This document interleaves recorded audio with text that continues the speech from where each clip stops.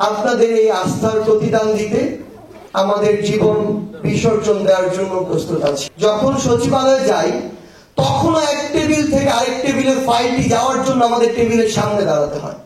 আমরা যেন শিক্ষকতার আগে একজন রাজনীতিবিদ হয়ে না উঠি, একজন শিক্ষকের সম্মানহানি হয় এই কাজটি করার যেন স্পর্ধা না দেখাতে পারে। সেই কালপ্রিট গুলো, সেই নরপিশাচ গুলো, তাদের দোসর গুলো যখন এই প্রশ্ন তোলে, এই কথা বলে যে স্নিগ্ধ আর মুগ্ধ একই ব্যক্তি, তখন আমাদের মনে হয় যে যেই নরপিশাচরা এত বড় হত্যাযজ্ঞটি ঘটিয়েছে, তাদেরকে প্রত্যেক দিন আমার ওই শহীদ পরিবারের সামনে দাঁড় করিয়ে দেওয়া উচিত। যেই নরপিশাচদের বিন্দু মাত্র অনুশোচনা নেই প্রায় 2000 মানুষকে খুন করার,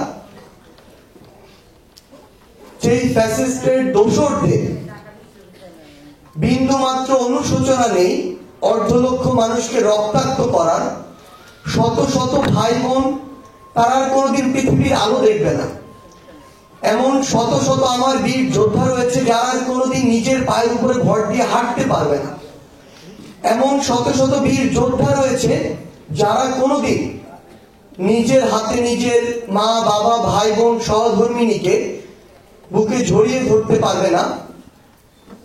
সেই সহযোদ্ধাদের ওই নরপিশাচদের সামনে দাঁড় করিয়ে দেওয়া উচিত। এই রাষ্ট্র কাঠামো পরিচালনায় এখনো বিভিন্ন জায়গায় আমরা বিভিন্ন ব্যত্যয় দেখি।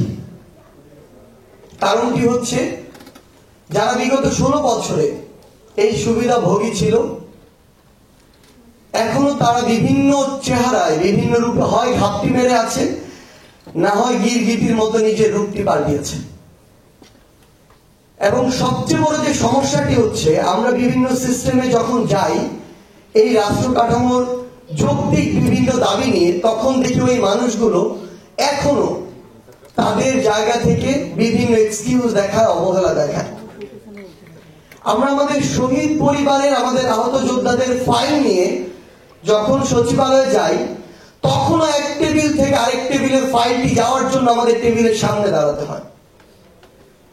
এখনো এমন অনেক রয়েছে এই পুরো রাষ্ট্র কাঠামোতে যারা চায় না এই অভ্যুত্থানটি টিকে থাকুক। আমি শতভাগ নিশ্চিত আজকে আমার সামনে আপনারা যারা দাঁড়িয়ে রয়েছেন, এই অভ্যুত্থান না হলে আপনাদের অধিকাংশই আজকে এখানে থাকতেন না। এবং আপনারা বিগত 16 বছরে বিভিন্নভাবে বিভিন্ন জায়গায় আপনাদের যোগ্যতা থাকা সত্ত্বেও অন্যায়ের শিকার হয়েছে। এমন রাষ্ট্র ব্যবস্থা বিগত 16 বছরে এই বাংলাদেশে বিভিন্ন সময়ে বিভিন্নভাবে পরিচালিত হয়েছে। কিন্তু সবচেয়ে কষ্টের কথা হচ্ছে, এই অভ্যুত্থানের পরেও এখনো বিভিন্নভাবে ওই একই বৈষম্যগুলো বিভিন্ন জায়গায় আমরা দেখতে পাচ্ছি। এবং আপনারা যখন আপনাদের কাজগুলো করতে যাচ্ছেন তখন অযৌক্তিক বিভিন্ন দাবি নিয়ে, চাওয়া নিয়ে বিভিন্ন ব্যক্তি, গোষ্ঠী, প্রতিষ্ঠান আপনাদের সামনে এসে দাঁড়িয়ে যাচ্ছে বাধা হয়ে। আমাদের এখন সবচেয়ে গুরুত্বপূর্ণ দায়িত্ব হচ্ছে, এই জাতীয় বিশ্ববিদ্যালয়ের আমার যে 26 জন বীর শহীদ ভাই রয়েছেন, তাদের এই ছবিগুলো আমাদের সামনে রাখা। এই যে আমার সামনে ব্যাকগ্রাউন্ড রয়েছে, এই ব্যাকগ্রাউন্ডটিকে আমাদের ফোনের ওয়ালপেপার করা। তারা তো তাদের জীবন দিয়েছে। আপনাদের এখন এইসব ফ্যাসিস্টের দোসর কিংবা যারা বিভিন্নভাবে এখনো ষড়যন্ত্র করছে, তাদেরকে প্রতিহত করার জন্য ওই মনোবলটুকু ধারণ করতে হবে। এখনো যদি আগের মতো আমরা এসব ফ্যাসিস্টদেরকে কিংবা এমন বিভিন্ন বাধাকে ফেস করতে আমাদের জায়গা থেকে ভয় পাই, বিব্রত হই, বিশ্বাস করুন, যেই বাংলাদেশের স্বপ্ন আমরা দেখছি সেই বাংলাদেশ আমরা কখনো প্রত্যাশা করতে পারি না, সেই বাংলাদেশ কখনো হবে না।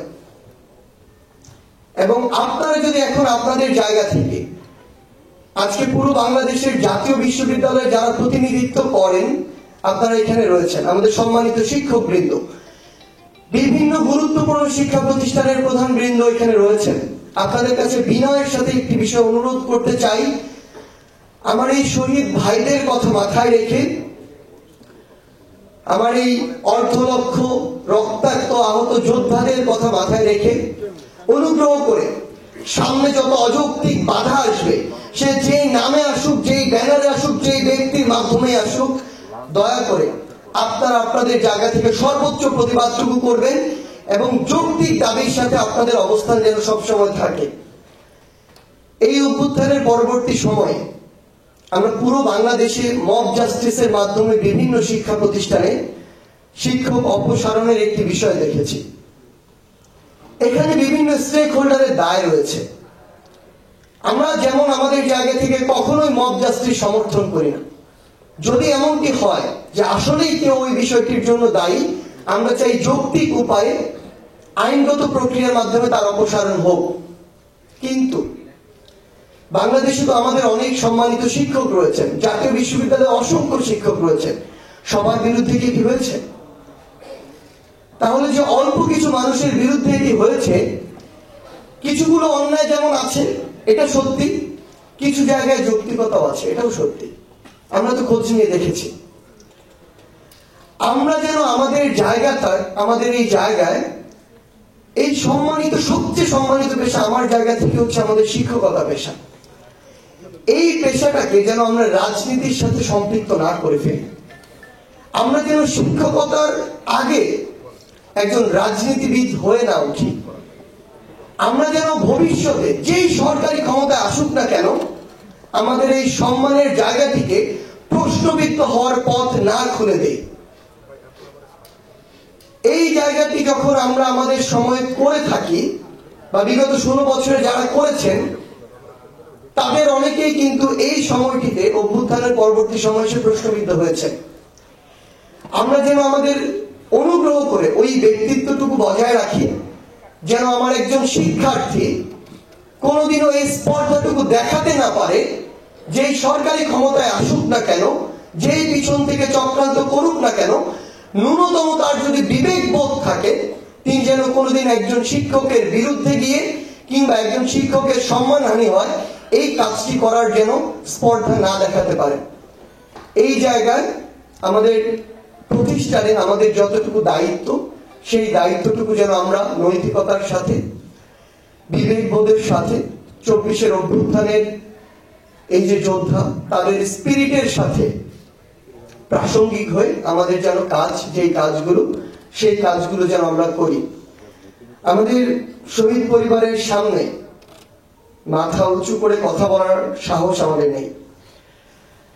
আমরা অনেক প্রতিশ্রুতি দিতে পারি, কিন্তু যে বাবা মা সন্তান হারিয়েছেন, যেই সহধর্মিনী তার সারা জীবনের সবচেয়ে বড় অবলম্বন তার স্বামীকে হারিয়েছেন, তাদেরকে সান্ত্বনা দেওয়ার ভাষা আমাদের জানা নেই। আসলে আমরা জানি না পৃথিবীতে এমন কোন শব্দ বা বাক্য আছে কিনা যে তাদেরকে আমরা সান্ত্বনা দিব, কিংবা পৃথিবীর সকল শব্দ বাক্য একত্রিত করেও যদি আমরা সান্ত্বনা দিয়েই থাকি, আমরা ছেলে হয়ে তাদের পাশে দাঁড়িয়েই থাকি, তারপরও